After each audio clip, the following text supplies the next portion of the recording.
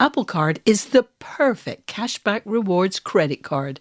You earn up to 3% daily cash on every purchase every day. Visit apple.co/card calculator to see how much you can earn. Apple Card issued by Goldman Sachs Bank USA, Salt Lake City branch. Subject to credit approval. Terms apply. Hey there, working listeners. Before we start the show, I want to let you know about a story coming up a little later. It's from one of our partners, SAP. AI comes at you fast. If you don't get reliable and relevant advice, your business might miss out. Whether you're looking to automate tasks or embed AI in your business processes, SAP can help. To learn more, head to sap.com/AI and stick around for expert advice on how to embrace AI with confidence.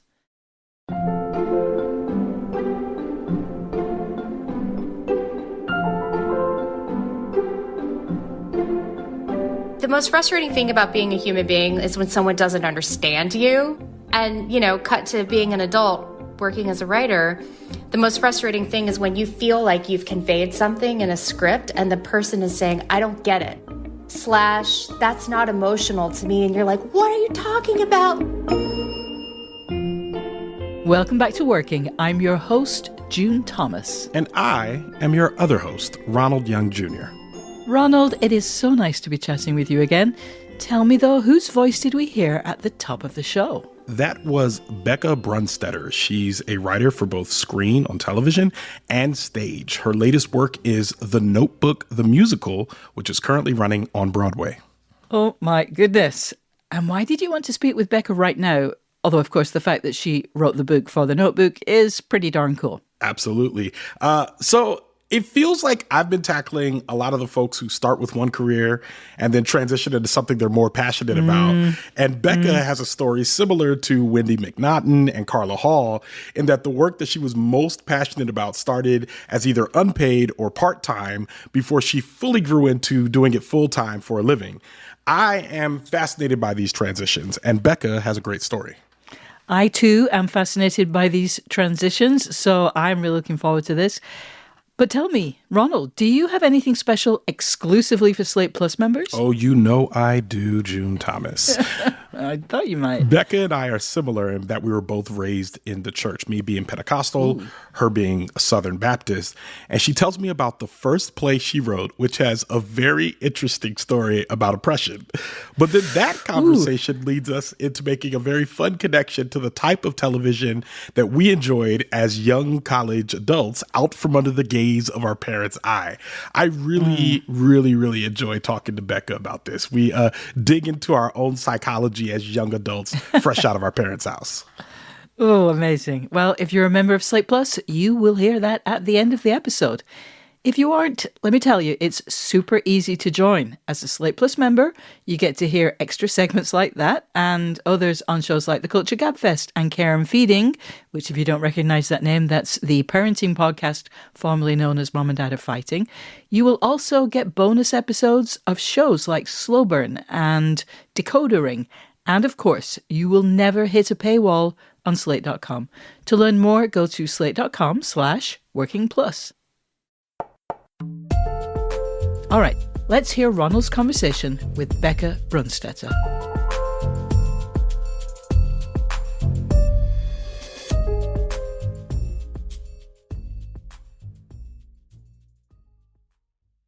Debit card users, listen up. You've worked hard for your money. Now it's time to make it work even harder for you. With Discover Cashback Debit, everyone can get cash back on everyday debit card purchases. That's right.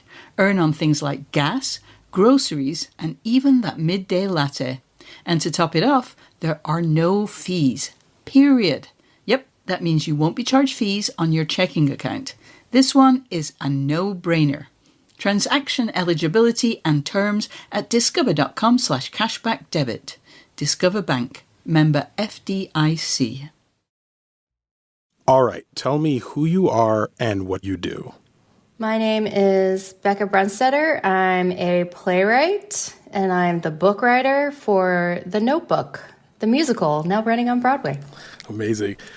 So Bekah, writing, I feel like, is a practice that I either hear people have done their entire lives, or it's something that they're kind of thrust into before they kind of develop and blossom into a career.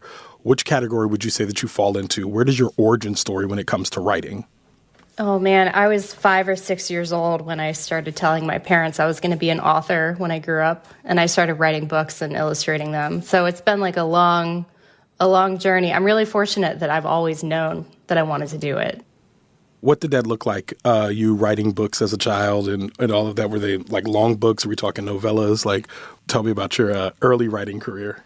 Oh, man, they were just little stories that I would illustrate and staple together, like pretty typical kid stuff, like Christmas stories, stories about quintuplets. When you're a kid, you're like obsessed with like multiples. You're like super into the concept of being an orphan or having a twin, a lot of those. And then eventually I ended up writing poetry in middle school, high school, and then wrote my first play my freshman year of college and was pretty hooked. That became my favorite kind of writing.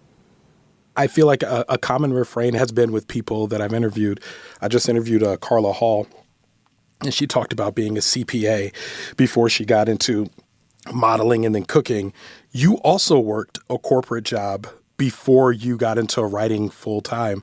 Tell me about your journey out of college into the corporate world, and what did that look like? Well, I went straight from college to grad school, sort of out of fear. I didn't want to be in the real world just yet. So I did a 3-year graduate program at the New School where I was studying playwriting. And then I finished grad school and I was like, okay, now what? And through just temping, I ended up taking a permanent position with a corporate housing company. Wow. And I was basically the customer service department. And I did this for about 3 years. And so it was everything from like, my internet's not working, my cable's not working, I need more towels. I was a girl running around all over Manhattan on the trains, taking people what they need. And there were a couple times where I was in rehearsal for like my first off-Broadway show at the Atlantic. I had to leave rehearsal to go to Jersey City and figure out how to fix somebody's internet. Wow. And the amazing full circle thing now is that where do you think I stay when I'm in New York, when I'm in rehearsal for The Notebook? I stay in a corporate apartment. That's awesome. It's funny, as someone who transitioned from a corporate career to a creative career, one of the things that always stands out to me in my own story is that when I got to my last corporate job, I decided that was my last corporate job. I switched over because I wanted to make more money. But then when I went in, I had my head down. I'm like, I'm not going to make any friends. Of course, you always make a few work friends. But I wasn't trying to be social. I wasn't trying to network. I was pretty actively not ambitious at this job. Like, people were like, well, you got to get FaceTime with the manager. I'm like, I'm not worried about that. Don't go to happy hours. I was doing longer lunches, working on my own thing, like just doing writing, all of that. So I'm wondering, and that was kind of the launch pad and the transition out of the corporate world. You already talked about kind of where they overlapped a little bit. Can you tell me a little bit more about how that fades from one career to the other in that transition? Well, I think, the corporate world teaches you, a million lessons. One being, you're a cog in a wheel and it's not about you. And, these are sometimes not lessons you want to learn, but especially when you're, I was 25, 26, 27, I feel like that was a good time for me to be humbled. Mm-hmm. And also just a reminder that we all have different facets of ourselves, and it's not good to put all your eggs in one basket. Mm-hmm. So at the time, I would go to my day job and, be a part of this big company and, do whatever needed to be done, help people get their apartments cleaned so that they could do their jobs working in finance. We helped people. We had people in our apartments who had loved ones getting chemo. It was kind of like a little bit of everything. So it was actually really nice to have something to do during the day that wasn't play rehearsal at night, because I was doing that also. And I find it now, too, as a mom, I really enjoy the toggling, like having my creative work during the day and my work as, a parent at night. I like having multiple facets of myself. Yeah. And the transition into playwriting, what was that like? Well, I was always doing it. When I was in grad school at the New School from 2004 to 2007, I helped start a theater company called Working Man's Clothes Productions. And we were producing one-act play festivals and little productions all of my time there. So by the time I was in that corporate job, I sort of like had some things going already on the side. And so it was just all about balancing those two things. And it was pretty crazy when I decided to leave that job, to leave the corporate job, because I think I had one play commission. And maybe, I think it was also, I got sort of some funding from this place that is no longer around, which is unfortunate, called the Lark Play Development Center, which is just, a place that supports playwrights with their developing work.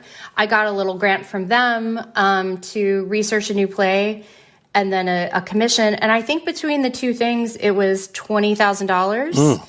But this was 2008 or 9. Oh, that's like $1 million. I know, it was $1 million. So I decided, I'm going to leave the corporate world and I'm going to write plays until my $20,000 runs out. And then I'm going to hope and pray that, the next step reveals itself. And I remember it feeling crazy, but I also remember just feeling like I had to go for it or I never would. Can you talk me through your earliest routines when you leave the corporate world and now you're a playwright? Because there's something to be said about, going to an office and having a set of tasks that you're doing that make you feel like you're at work. But the moment that you wake up and you are a freelancer or you are a contractor, you are really de facto your own boss. Of course, you report to stakeholders, but you are really setting the tone of your day and you're headed towards deliverables. So what are your days like the minute that you make that transition into playwriting? I think the thing that was true then that is still true now is that I'm very deadline oriented and I love to multitask. I've always got 4 or 5 projects kind of percolating. And I've always, even if it's an arbitrary deadline that I assign myself, it goes on the calendar. The script is going to be done by this point in time. And I remember creating those arbitrary deadlines and also sort of creating an arbitrary random boss in the sense that I would have a director colleague or an actor colleague. And I would say, I'm going to send this script to them on that day. Were they actually waiting for it? No. But I needed to create those fake stakes. I also, for those years between the corporate job when I was just kind of playwriting, I had a homemade monologue writing service called Bekah's Homemade Monologues because actors were asking me to write them audition material, and I decided to turn it into a little, side hustle. And sometimes for some months, that's how I paid my electric bill, was these monologues. Yeah. And for $60 a pop, which now in retrospect, I'm like, wow, because I would spend hours on them actually. Yeah. But I would send actors, I would advertise on my blog and kind of word of mouth, and actors would answer these questions in this little questionnaire. And I would turn around and write them an audition piece that was theirs forever. Wow. And they didn't have to worry about, a lot of times an actor will fall in love with a monologue and go in and, they've heard that monologue 6 times today because it's such a great monologue. So it's really something, that they could use for years and years. And so that became a part of my practice as well. Sometimes, I'm frustrated with a scene or I need to do a rewrite and rewrites are hell and I can't motivate to get started. So I'll tackle a smaller task, and sometimes those monologues were that smaller task for me on certain days. I love that. So talk to me about your career from that $20,000 running out. Because now you're in a stable place, like you are a sought after writer. What is it like in the in between time when you're because when you start off, it's again, when the money runs out, you have to start being creative about what's the next gig. So what was the next gig, or what did it look like when you were working towards the next gig? Yeah, I quit the job when I had like the $20,000 in new play commissions, and then that ran out. And I remember I was home with my parents for Christmas. It was like a year and a half after I left the job. That money ran out. I was home with my parents for Christmas. smoking a cigarette in the Goodwill parking lot, thinking like, I think I've got to move home. I cannot afford my rent in New York anymore. And it was Christmas Eve, and that's when John Eisner, who ran the Lark, called me and said, congratulations, we're giving you this grant to research this play that you've been developing with us. And that just extended my life in New York another 6 months. Wow. And I will never forget that, because it did feel like I have felt through my career this little divine presence, if you will, just sort of encouraging me to keep going, because I was a little bit about to give up. And so that kept me in New York for a little bit longer. And then at some point, I want to say in the following year or two, I got involved with Ars Nova Theater in New York, which another place that's incredible at nurturing young playwrights. And I got in their writers group. I wrote a play for them. And through sort of my association with that theater, I was finally able to land an agent at William Morris. This was 3.5, 4 years after I finished grad school. So again, not like an overnight thing. But when I started working with my agent, who I've now been with, for 20 years, I started working with a TV manager, who I've also now been with for the same amount of time. And through that, gradual relationship and trying to figure out where I might fit in TV, I got a writer's assistant job on a show that was shooting in Brooklyn. So I started to kind of toggle the worlds. And I think I know this show. If it's I Just Want My Pants Back, right? Oh, yeah. If you could just talk a little bit about that show, because I was probably one of the few people because that was when MTV was going into scripted television. And I remember I loved watching I Just Want My Pants Back and The Hard Times of R.J. Berger. Those were the two shows I was watching. But I loved I Just Want My Pants Back because I thought it was doing what Girls was doing later, much earlier. Tell me about that job and working there, especially since that's such a different type of writing from playwriting.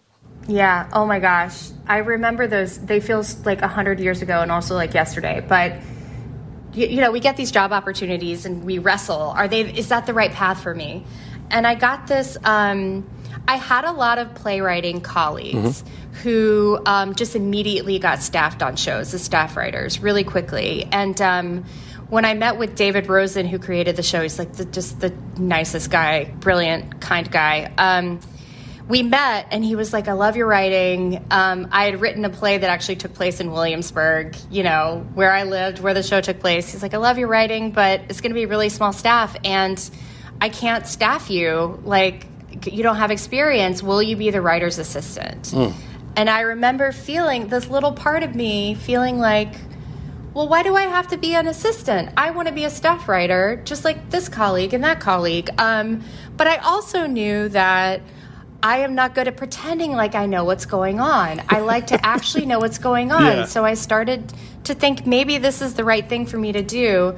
And my manager, I remember talking to him, like pacing a New York City street, just trying to decide whether or not to do it. And he said, Bekah, you have to do this. Please do this. And it's one of those moments where you realize somebody is, really has a real vision, for your future. And I'm so grateful that I listened to him and that I took the job because A, I learned so much and it led immediately into my first staff job. But B, a very young, very amazing writing team were on that show. Isaac Apteker and Elizabeth Berger. We became really good friends. We were in this makeshift office in Dumbo. I was getting the salads, but also taking notes and also trying to pitch ideas and learning from them. When I moved out to LA a year later for my next job, they were two of the only people I knew. So I moved in with Elizabeth, and they then became the showrunners of This Is Us. And that is why I ended up on that show. Wow. We'll be back with more of Ronald's conversation with Bekah Brunstetter.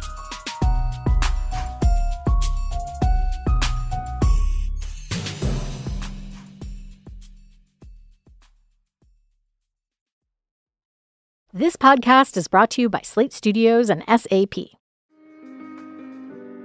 AI is moving so fast. If you don't get reliable and relevant advice, your business might miss out. Welcome to Dear Artie, an advice column from SAP, where we tackle the tricky questions at the intersection of AI and business. Here's our expert, the technology futurist, Ian Kahn. Hi, I'm excited to dive into today's question. Dear Artie, as our company expands, so do our hiring efforts. How can AI help us attract top talent? Signed, Searching for Higher Power.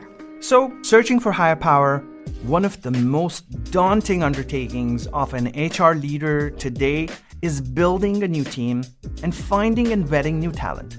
This is a very time-consuming process and can take precious organizational resources. As a companion to the HR team, AI technology can be used to create job descriptions, analyze candidate resumes, and filter candidates into various pools based on experience, skills, or any other parameter. You can also use AI to match internal talent with positions available. Parameters for this can be set, rules can be set, that can all be done through the algorithm. There are so many things that we as humans could be not looking at that AI can do in a matter of seconds. Embrace AI with confidence. Head to sap.com/AI to learn more. This podcast is brought to you by Progressive Insurance. Most of you listening right now are probably multitasking. Yep, while you're listening, you're probably also driving, cleaning, exercising, or maybe even grocery shopping. But if you're not in some kind of moving vehicle, there's something else you can be doing right now, getting an auto quote from Progressive Insurance. It's easy, and you could save money by doing it right from your phone. Drivers who save by switching to Progressive save nearly $750 on average, and auto customers qualify for an average of 7 discounts. Discounts for having multiple vehicles on your policy, being a homeowner, and more. So, just like your favorite podcast, Progressive will be with you 24/7, 365 days a year, so you're protected no matter what. Multitask right now. Quote your car insurance at progressive.com to join the over 28 million drivers who trust Progressive. Progressive Casualty Insurance Company and affiliates. National average 12-month savings of $744 by new customers surveyed who saved with Progressive between June 2022 and May 2023. Potential savings will vary. Discounts not available in all states and situations. Listeners, we want to hear from you. Every other Thursday on Working Overtime, we offer advice on how to get creative work done. We try to help people solve their creative problems. Please tell us your challenges and let us help you. Drop us a line at working@slate.com. You can also send a voice memo to that address or give us a ring at 304-933-WORK and leave a voicemail. And if you're enjoying this episode, do not forget to subscribe to Working wherever you get your podcasts. All right, let's return to Ronald's conversation with Bekah Brunstetter. Can you talk to me a little bit about the difference between playwriting and television writing? Yeah, I mean, what I found to be so similar is just this concept of collaboration. When I write a play, I write, a draft, and I sort of have my blinders on, and I'm in my, in the space where I'm trying to just wrestle with what's going on in my heart and my mind, and I sort of tune out the world. But then I give it to actors and give it to a director, and I really rely on those people to do their work and kind of help me understand what I wrote. And TV is similar in the sense that it's not just and especially when you're in a writer's room, you are helping execute the showrunner's vision. You're fusing it with your own self and your own voice. But then you're, getting notes from the writer's room, and then you're talking to the director, and you're talking to the actors, and you're really building something together. And I find the two experience in both spaces really speak to each other, especially when you're a writer on set covering your episode, and you have, the stakes are certainly higher. There's like 100 people, and the clock is rolling, and money's being spent, and you've got a couple minutes an actor has a question and you got a couple minutes and everybody's waiting for you guys to have a little conversation about what's going on with the character in this moment and would it make more sense to rephrase the line. It's very they're very similar, you know? So I quickly found that the two really spoke to each other. Of course, playwriting, you have a lot more freedom in terms of structure, in terms of length. You know, when you're writing an episode of television, you already look into your future and know that you're going to have to cut 5 pages, and that every line you write, every page you write is a new setup, costs a certain amount of dollars depending on your budget. So you are you develop the habit of thinking economically, which you don't really do in playwriting. But of course, over the years, it's hard for that not to affect, it sort of trickles into my playwriting in a way that I don't always love. But here I am, doing libretto, like doing a book for a musical where every single second matters, because you have, you don't want an audience going in there and noticing the book. It wants to be so effortlessly woven into the song that the build up to it is just enough, and that each scene never goes on too long. Everyone starts singing exactly when they're meant to, and that's economy. Yeah. But yeah, when I sit down and write a play, it is sort of a different part of my brain. And what I've always done since I've been toggling between the two spaces is I keep my TV and film work, which is, typically always a job, not just like, oh, I'm sitting down and writing this for fun. I keep that in Final Draft, in the Final Draft program, and I keep my plays in Microsoft Word. Because just in terms of what I'm looking at, I can write kind of from a different place when I'm in Microsoft Word. It's just me trying to protect something. Like I used to sit on the airport floor and write a play. Yeah. Well, my flight was delayed, and it's been so long since then.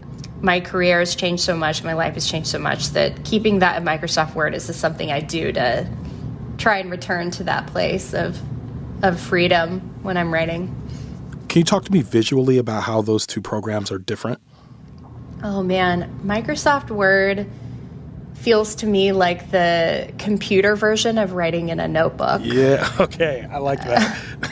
And Final Draft is just more, it's a great program for its purposes, like the ability to do just revisions, to share your revisions, to see your revisions, to create new pages so that everyone's pages who's working on the project are consistent. That's what it was designed for, and it's amazing. So talk to me about The Notebook. Obviously a popular book and film, and now a musical. How are you, talk to me about translating that from the previous adaptations into the current one? And actually, to start off, what is your relationship with The Notebook before you even got to start writing this? What is your relationship with it? So I knew I loved the movie, as it did for a whole generation of women. It convinced me that for a man to love you, he has to build you a whole house. It's this sort of ridiculously aspirational love story, but I loved it. And I'm from North Carolina, and Nick Sparks actually lives there now. And the book of The Notebook takes place in North Carolina. And Allie is actually from my hometown. So I'd always felt, when something takes place near where you're from, you always feel like a little extra connection to it. Yeah. And I have a lot of Alzheimer's in my family. My grandfather recently passed away from it, and got some more family. We've got the genetic kind in our family. So it's always sort of been a specter kind of hanging over. So that really interested me as well. And when I was first sort of approached about it, I thought this could be really good or really bad, because I think we all know that these movie musicals they're a delight. Allowing people to see their favorite movie on stage with music is such an incredible thing. But in my opinion, if you just put the movie on stage, you're sort of doing a disservice to the craft, in my opinion, Yeah. But Ingrid By the time I was approached, Ingrid had written a couple of songs, and they sent them to me, and I immediately knew that it was going to be beautiful and stunning, and that I had to be a part of it, because I started to see how it was really a piece of theater, and the feelings that we're dealing with, like love, love and loss. It doesn't get bigger and more human than that, and those are the kind of musicals I love, are big, human, universal musicals. So from the beginning, we decided, let's make a piece of theater. Let's make a musical inspired by the movie, inspired by the book, but let's kind of try and create something new based on those things, and let's try and honor and delight the fans of the movie and also expand upon it. What is it like in practice, that expansion? There's been plenty of things, like, for instance, The Color Purple. I remember the first time I saw The Color Purple on stage, I remember thinking, yeah, they've done it. Like, there's something that's very familiar about this, but there's also something that is goosebump inducing that's happening in front of me on this stage. And it's not just the music. It's the interpretations of the characters, all of that. So talk to me a little bit more about that expansion. What does that look like in The Notebook? Well, early on, in the movie, Ryan Gosling and Rachel McAdams play themselves at 16 and then play themselves at, 25, 26. And, which we do, Yeah. which we like to do in As TV one and does, film. yes. As one does. And then, of course, different actors play them when they're in their 80s, 70s, 80s. We decided to have those three ages played by three different actors. Yes. We certainly didn't invent that concept, you know. It's a pretty common theatrical device, but it felt so right for this to us immediately because it allows us to layer the three time periods and sort of like juxtapose the time periods and talk about how the ways in which we change as we get older and the ways in which we stay the same. Because when you look at yourself at 16, 30, and 70, you're essentially the same person, but I mean, your priorities change and the questions that are plaguing you change and your fears change. So, but you're still that little person, the same person inside. So by using three different actors, we could just evoke all of those questions just with the bodies on stage. And that became really exciting to us. And then also, of course, three of the same person singing together. Yeah. Harmonizing together. Just seemed, youthful optimism and middle-aged anguish and older age, longing and fatigue, like just blending those emotions with the voices was really exciting to us.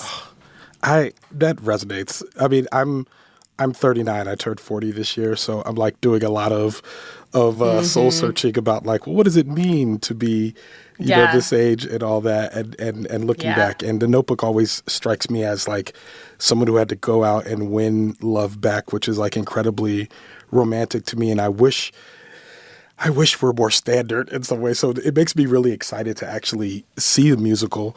I'm curious. As a playwright, what is it like when you're writing the book and you have to work, you're really doing half of the work and you really have to match it with another important half of the work, which is the music and even the movements on stage, all of that.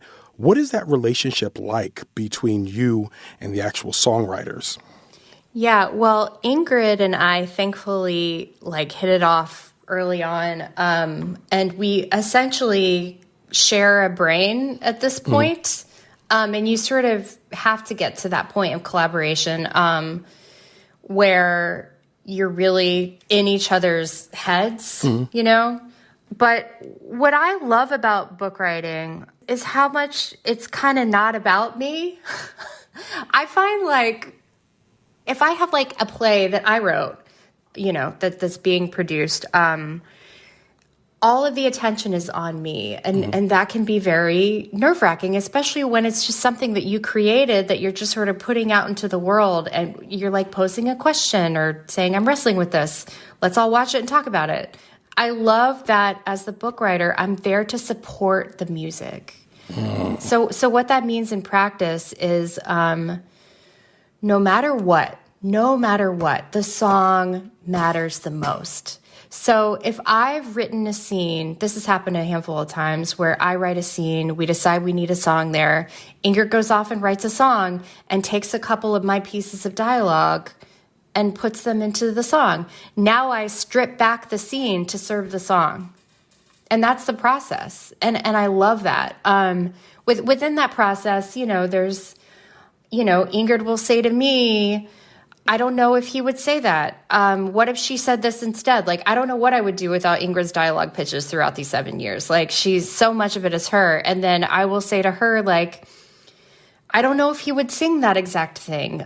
Could we pull back there? So we're sort of like, we've got our hands in each other's pots, surely. But yeah, mostly I'm just like thinking about how to set her up, constantly set her up. But because we have such a good dialogue, that works really well for us because we're also just kind of like there to support each other.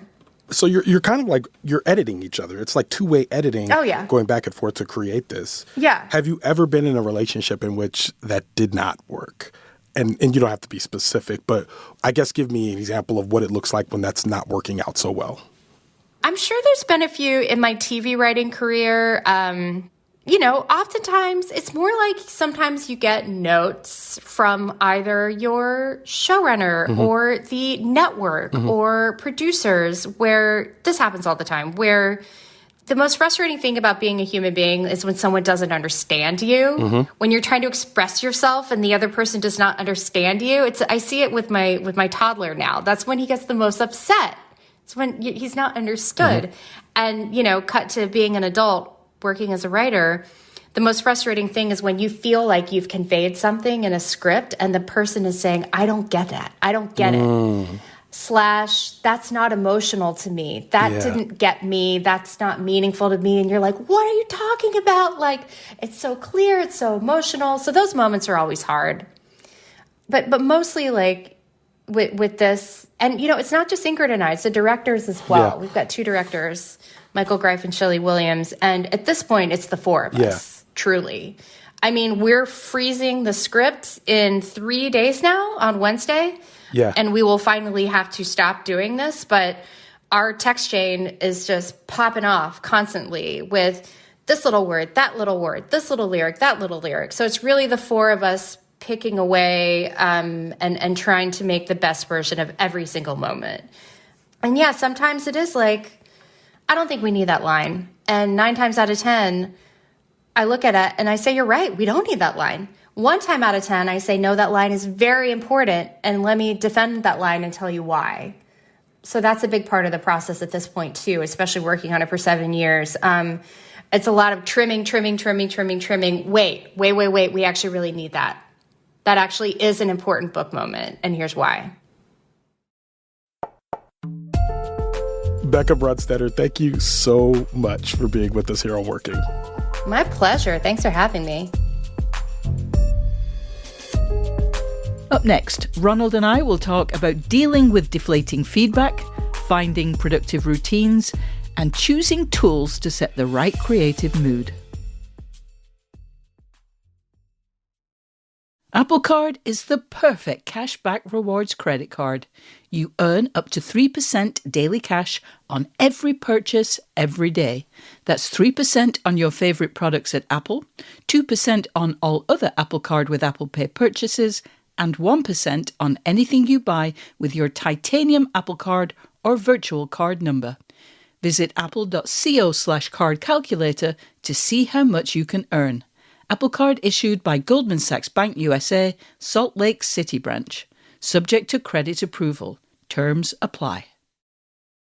Shipping can make or break a sale, so optimize how you ship your orders with ShipStation. They make it easy to automate and manage orders no matter how big your business grows. And they might even be able to help reduce shipping and warehouse costs. So optimize and keep up your momentum for growth with ShipStation. Sign up for your free 60-day trial now at ShipStation.com and use the code POD. That's ShipStation.com with the code POD. Ronald, I absolutely loved that interview. It was so full of insights that I can see myself returning to. And I'd love to begin with the last thing Bekah said, which was about how intensely frustrating it is when someone doesn't get what you're trying to communicate. That's one of those things that's maddening when it just crops up in regular life. But when someone is responding to a piece of work that you've created in the belief that you are expressing something truly profound in a clear, accessible manner, and they just go, huh? Well, let's just say I hate that. At the same time, it's incredibly useful feedback. Of course, you're going to need a sample size that's bigger than just you, the writer, and that one person who's told you they didn't get it. But on some level, if the meaning and the emotion aren't clear, the artist has to try harder. Ronald, I'm curious, do you have a standard strategy for dealing with feedback that's basically saying, I don't think this is working, when you thought you were done? I love this question because it speaks to so much of how I've grown as a creator and of a lot of the work that I've done on Wait For It with my editor, Sarah Deely. Wait For It is an examination of folks who are navigating the world in plus size bodies in a world that doesn't often fit them. And when I would be telling stories, in your head, you have this idea of what the story is, and you pull the pieces together with the tape and everything you have.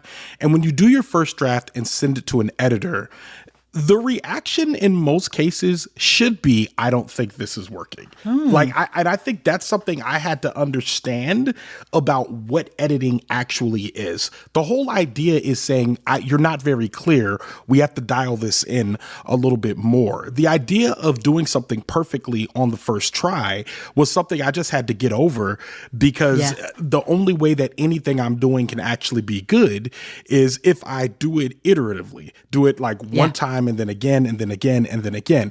And what you find is that maybe as you become a more seasoned creator, those edit sessions will become less frequent, maybe because you're you know what you're looking for. You understand the partnership that you have with your collaborator, the editor. But in a lot of cases, I think the one piece of advice I can give to folks, when you hear a note that says, I don't think this is working, you really have to try to dig into your work from their own ears, get more information from the editor about what's not working, and then think about how you could be more clear in whatever approach that you were trying to make. But don't take it personally as in your idea is dumb or you poured yourself out on the page and this just don't make no sense. Like, it really means that you have to dig deep and kind of find out what it is that's not working and make it work. Yeah. And I have to say, editing is sort of the greatest gift that you can get as a creator. Having a good, tough editor. I mean, not everybody has that. And sometimes you can tell. And that's what separates, your basic talent with the polish, the quality, the thing that really makes you go, ooh, that is good. It needs an editor. And being edited is just a wonderful thing. Yeah, it's really a gift. All right. I loved your question about finding a new routine when you shift into doing creative work full time. And what's more, I love Bekah's answer. I think that I too create fake bosses with whom I must check in with every now and then because I'm the kind of person who benefits from kind of accountability buddies or accountability structures. And there are often very little accountability on a long-term project like writing a book. I'd also like to take this opportunity to apologize to all the people who got emails from me and thought, you really don't need to tell me that, or, sorry, who are you? Because I just want people to know what I'm up to, I am curious, though, if your question about how Bekah found her work routine once she shook off the corporate world stemmed from your own experience. Are you a routine-oriented person? To say routine-oriented, I think would be inaccurate, but I do thrive when I am in a routine, which is to say, I don't look for them, but I find that when I'm doing them, my life is better. So it's kind of like a yes and no situation, as in it's never my first approach. My first approach is never to look for a routine. It's always to say, how do we get this work done as quickly as possible? But you have to know some things about yourself. You have to know when you work the best. For me, it's in the morning, which means that I don't want to be in meetings in the morning. I want to be working on stuff in the morning. And when my creative juice runs out at about 1 or 2 p.m., that's when I want to be in meetings. You know what I mean? That's what it's like. Let's get in these meetings, bounce stuff off each other, talk, all of that. So I really had to set up my day that way when I started freelancing. When I first started freelancing, I wasn't really in a routine. I was just out here just doing stuff as deadline come whatever. But when I realized I was really in control of my schedule, I was really controlling when I had meetings. Like, I don't want to have meetings before 10 a.m. If they have to be during my peak creative time, I want them to be 10 a.m. or later, because from 8 to 10, I want to be heads down, working on something, writing something, cutting tape, pulling selects, something like that. So it's funny. Once I figured out what a routine was to me and what that looks like, I begrudgingly have to do it every day. And there's this Octavia Spencer quote too, where she says a habit is basically more dependable than inspiration. And a lot of times I was trying to work every day to be inspired, find something to inspire me to work on stuff, when she was just saying, no, you need to just get in there and do it, whether you're inspired or not. And then as you go iteratively, once again, it'll get better as you go. So it's funny. I said all that and I said, no, I'm not a routine oriented person, but I think the spoiler alert is I am, even though I don't want to be. I think I agree with that last conclusion. Yes, I believe so. I am pretty certain that my upstairs neighbor heard me squeal when I heard Bekah say that she works on TV and film scripts in Final Draft and she works on plays in Microsoft Word. Now, that wasn't because I'm like a Final Draft head. I've never used it. But I am a great believer in setting up different environments for different tasks. You know, there's lots of terms for this. Some people call it contextual computing. There are lots of ways of expressing it, but I'm totally into it. For Bekah, it was about protecting the freedom that she associates with a very basic word processing program when she's working on plays. She wants freedom. For myself, I would say there are certain kinds of writing that I like to do in physical notebooks. For example, if I am trying to make sense of a particular process or a situation, I get a lot more out of the experience if I work it out with pen and paper. For other situations, though, that would feel like a massive waste of time, and I would immediately want to be in some kind of digital file.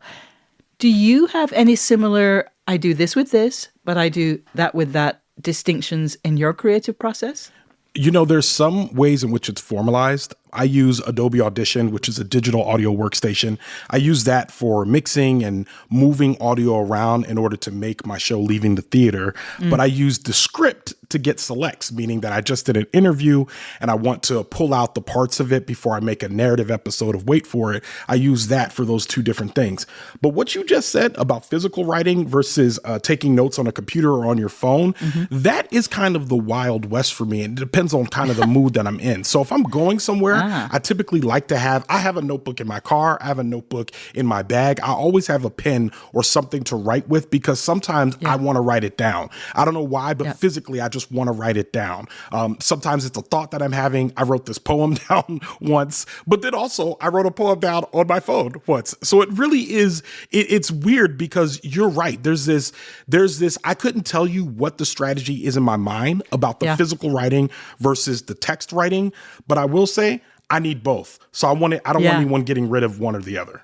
Right. Well, given how much of your creative life involves speaking and talking into a microphone and doing that, are you a person who dictates notes, you know, into Apple Notes or whatever? Do you ever pull out your phone and just start talking into it? I do. In order to remember? Yeah. Okay. It's funny. So I'm doing all of it. And the worst part about it is I need to find a way to better organize it because I'm taking these notes and I'm putting them in record.google.com, which is a recording app on my phone that's also a cloud-based software, but also I have notes on Google, which is also cloud-based software that I'm typing into my phone, but I'm also writing it in a notebook. So I have to find where all these things are as inspiration strikes. Yeah. But I think, you know, now you're kind of inspiring me to say, I really do need to come up with an organized way to say which one that I am doing at which time. Yeah. But I'm doing all of them. And because I think they're all important ways to take down what's in your head and put it into the physical world.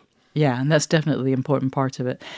I was so struck by Bekah's story of getting a call telling her that she had been granted some funding that was going to allow her to stay in New York pretty much on the same evening that she had decided, you know what, I can't stay there anymore. I've got to leave. I just can't afford it. Now, I think it struck me because I am rather prone to seeing signs in the world, you know, like this obviously means that even though I know that a more rational, cold-eyed person would just say that was coincidence. Where are you on the whole, the universe is sending me a signal that I should take this job, work on this project, go to this event spectrum? Do you believe in signals or you're like, get out of town? Well, I think you already know the answer to that, knowing that I was raised in the church. I like signals? Yeah, so I'm definitely a signs and wonders guy. And I think for me, I remember when I first started freelance, I was fired from my full-time job as an IT consultant.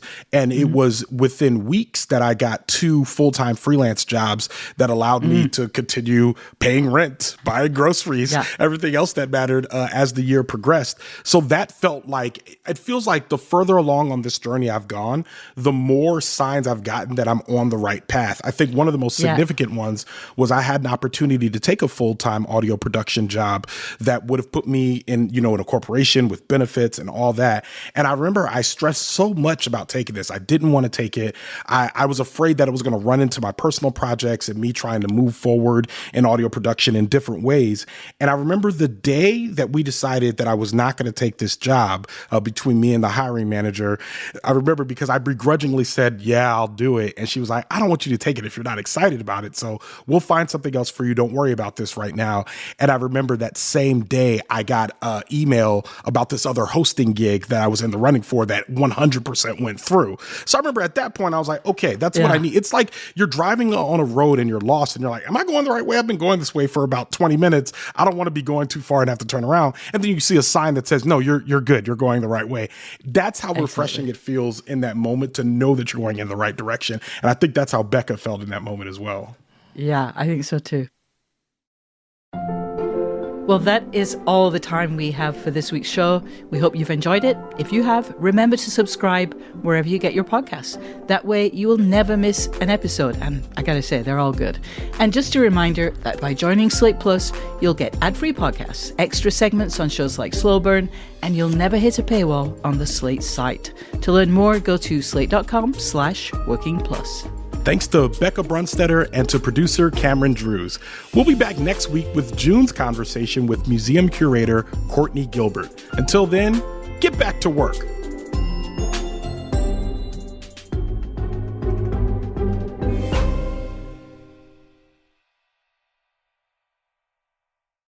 Debit card users, listen up. You've worked hard for your money. Now it's time to make it work even harder for you. With Discover Cashback Debit, everyone can get cash back on everyday debit card purchases. That's right, earn on things like gas, groceries, and even that midday latte. And to top it off, there are no fees. Period. Yep, that means you won't be charged fees on your checking account. This one is a no-brainer. Transaction eligibility and terms at discover.com/cashbackdebit. Discover Bank. Member FDIC. Without the ones like you, who work tirelessly to keep things running, everything would suddenly stop. Hospitals, factories, schools, and power plants, they all depend on you. No matter the weather, emergency, or time of day, you're the ones who get it done. At Grainger, we're here for you with professional-grade industrial supplies. Count on real-time product availability and fast delivery. Call, click Grainger.com, or just stop by. Grainger, for the ones who get it done.